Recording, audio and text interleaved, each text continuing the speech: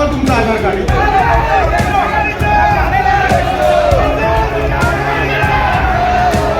मतदानासाठी अवघे काही तास शिल्लक असताना नालासोपारा इथं एक धक्कादायक प्रकार समोर आला. रेंगाव परिसरातील विवांता हॉटेलमध्ये मंगळवारी सकाळी मोठा राडा झाला आहे. या ठिकाणी भाजपचे विनोद तावडे, राजन नाईक हे इतर पदाधिकाऱ्यांसह पैसे वाटत असल्याचा आरोप करत बहुजन विकास आघाडीच्या कार्यकर्त्यांनी मोठा गोंधळ घातला.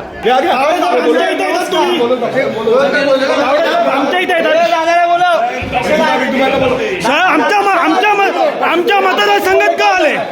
आमच्या मतदारसंघात का आले? आम्ही नालासोपारा मतदारसंघातले आहेत.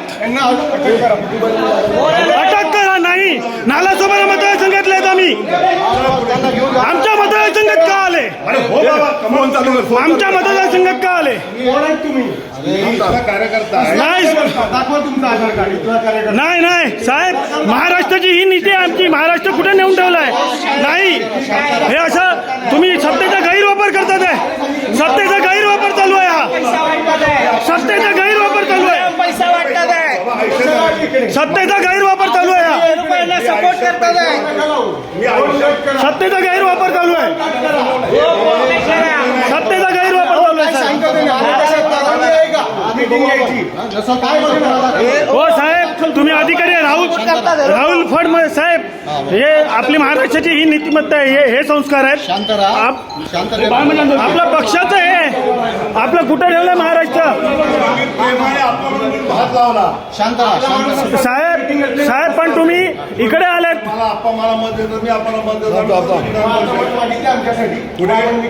साहेब आम्ही कुठल्या पक्षाचं नाही बोलत, पण तुम्ही आमच्या मतदारसंघात का आलेत साहेब? तो विषय आहे. इथं विनोद तावडे आणि इतर पदाधिकाऱ्यांना बहुजन विकास आघाडीच्या कार्यकर्त्यांनी रोखून धरलं होतं. दरम्यान बहुजन विकास आघाडीचे सर्व आरोप भाजपने फेटाळले आहेत. विनोद तावडेसारखा भाजपचा राष्ट्रीय नेता असे का करेल असा सवालच प्रवीण दरेकर यांनी उपस्थित केला.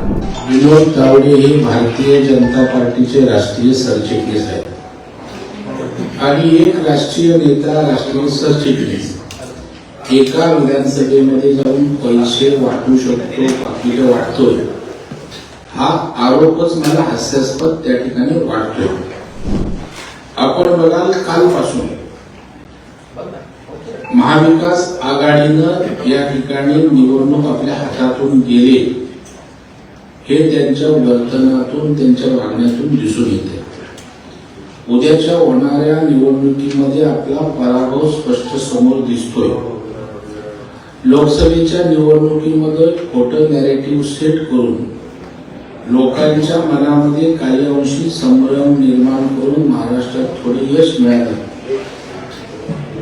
आता या निवडणुकीमध्ये कालपर्यंत प्रचार संपेपर्यंत त्यांनी सभांच्या माध्यमातून, सोशल मीडियाच्या माध्यमातून काही परसेप्शन सेट करण्याचे प्रयत्न केले, परंतु ते सबसे अपयशी ठरले.